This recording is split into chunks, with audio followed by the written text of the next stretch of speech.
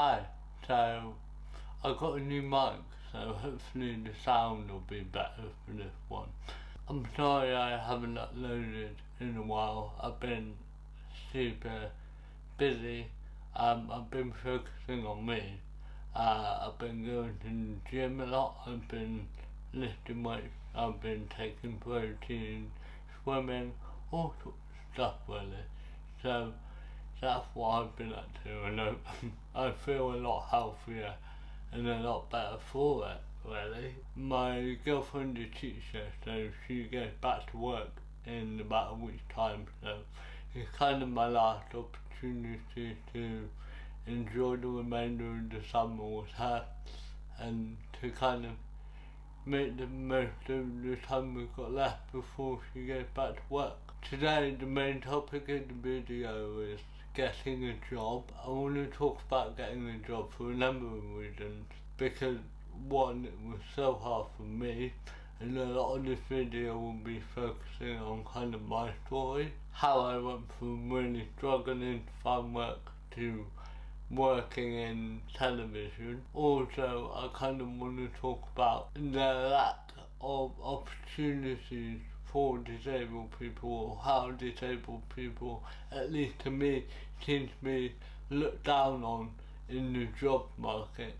So I never really had a proper job before I got into TV acting. I'll start from the beginning. I went to, the usual school, sixth form college. Then after sixth form college I applied to university, but I was doing photography at the time, and they said that my photography wasn't good enough for university level.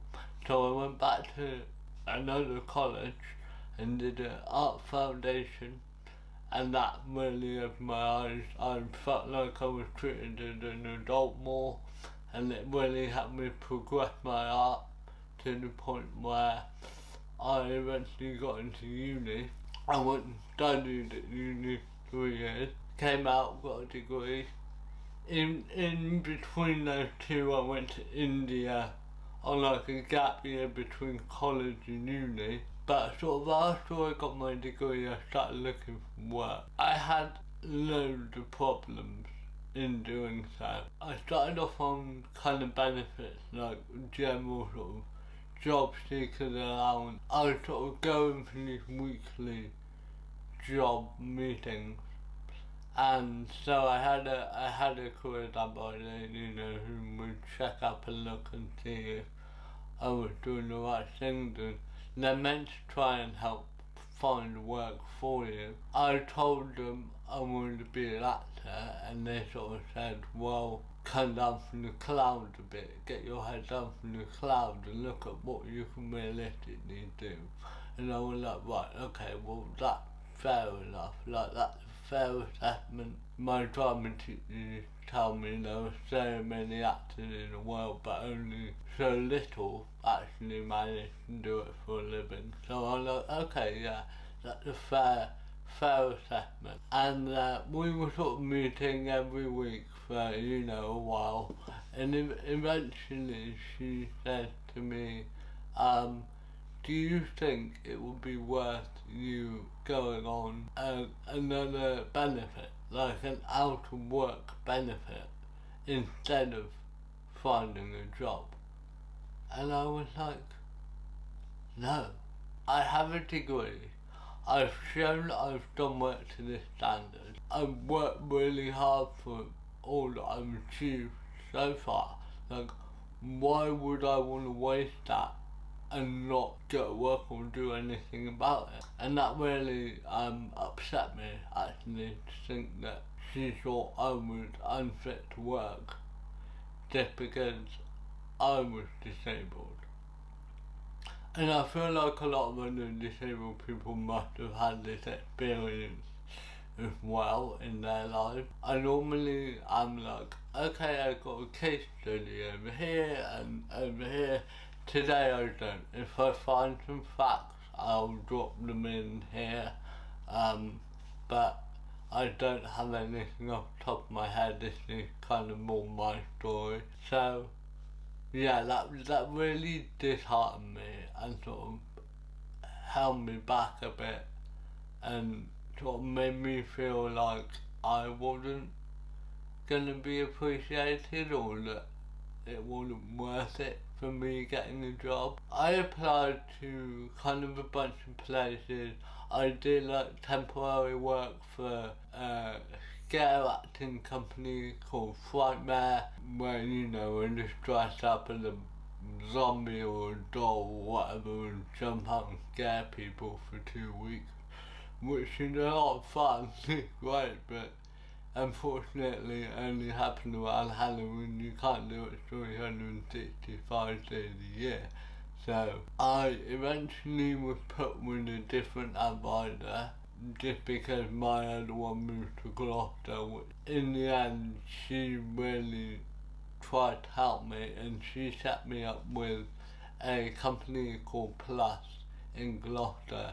They're obsolete now, but what they do is they employ disabled people and send them off to different companies on their behalf and say, okay, they will work for you, we will give them a wage.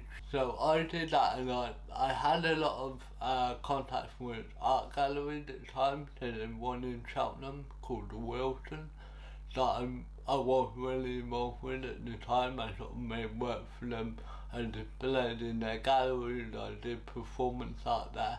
So on that basis that Plus would pay me, I went to do work experience there and I basically became promotion for the, project for young people.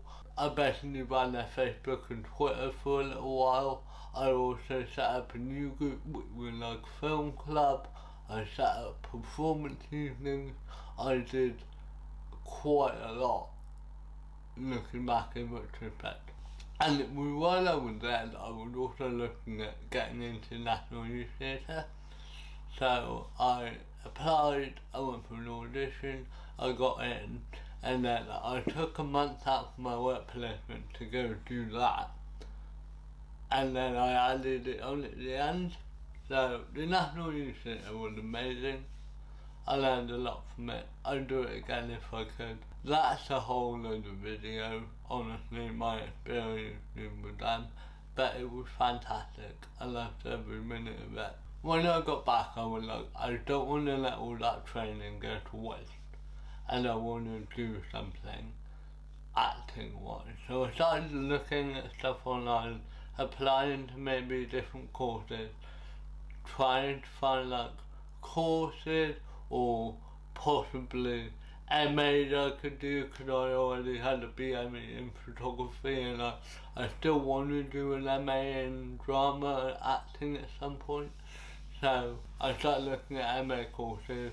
I also eventually started looking at agents as well. It took me ages to kind of work out in my head that what I needed was an agent that would take people with disabilities, which is weird because it seems like the most obvious thing. But I was just looking at agents in general. I wasn't looking at specifically tailored agents. So when I eventually did that, and I emailed one with a short film that I'd done years ago with my friend for Channel 4, I got an email back to say, we'd like to have you on our roster. And then they put me on their website, and a couple of weeks later I got an email from Emmerdale, and they basically asked me to come in for an audition. So I went to audition the first time with them up in Leeds, and it was just a straightforward kind of reading with a producer and a couple of other people, and then I did a screen test as well and I eventually got through. But strangely enough, all of that was far quicker than finding a sort of, I guess, a normal quote-unquote job. Because that took me like a month between emailing my now agent for the first time and getting a role. it was about a month's gap. Whereas I spent every year trying to find work that wasn't voluntary, wasn't kind of a charitable thing. I can't be the only one. A lot of disabled people must struggle when it comes to finding jobs. And my sympathy goes out to you because it's so difficult. A lot of people will say that, it's meant to be non-discriminatory and equal and they're meant to treat everyone the same and it's in the law, but I don't feel like they do. I feel like they do discriminate, but they don't outwardly discriminate. They do it based on kind of other factors.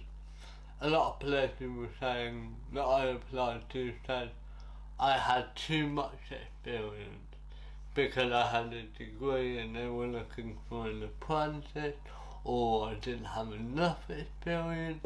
So it kind of seemed like I was getting fobbed off left, right and centre. Do I have any advice on getting a job? I have advice on getting acting jobs. Maybe I'll leave that for another video because I know a lot of people have asked me that question, so I'd like to make a video specifically addressing that. Keep being persistent, put yourself out there, put your work out there if you have anything to show. That's a really good kind of way to get your foot in the door, is having something on hand that people can look at. And that goes for actors as well. You've got a show reel and you go for a job, it's gonna look a lot better than if you've just got a couple of headshots and nothing to actually show them what you can do in front of a camera, or even self-tape. Just take yourself to it. But in a normal kind of work environment, I would say just show them that you can do it. It might be a little harder to do, but you can prove yourself and prove your worth, because you know your worth and you know what you deserve, and you deserve that job. Then there's no reason why you shouldn't get it. If you're qualified and you deserve it, no matter whether you're disabled or able-bodied, there's no real reason that you shouldn't get that job. And I think employers really need to up their game when it comes to getting disabled people into work and getting them on an equal playing field with everyone else. The same goes for TV. We need more disabled actors in TV and film. We need there to be an equal representation in the job market, in the acting market, in everything. And so ultimately, that is what we're striving for here. So that's basically my story and my experiences. I'd like to know yours if you're disabled and you're watching. How getting a job for you? Was it really hard? Did you struggle for ages like me? Or did you just kind of find something that worked for you? And if you did, that's totally great. Thank you for watching. I'm going to try and get more content out there soon. I've got a few more ideas for videos coming up, so I'll edit this tonight, hopefully get it out tomorrow, and I will see you in the next one. Bye.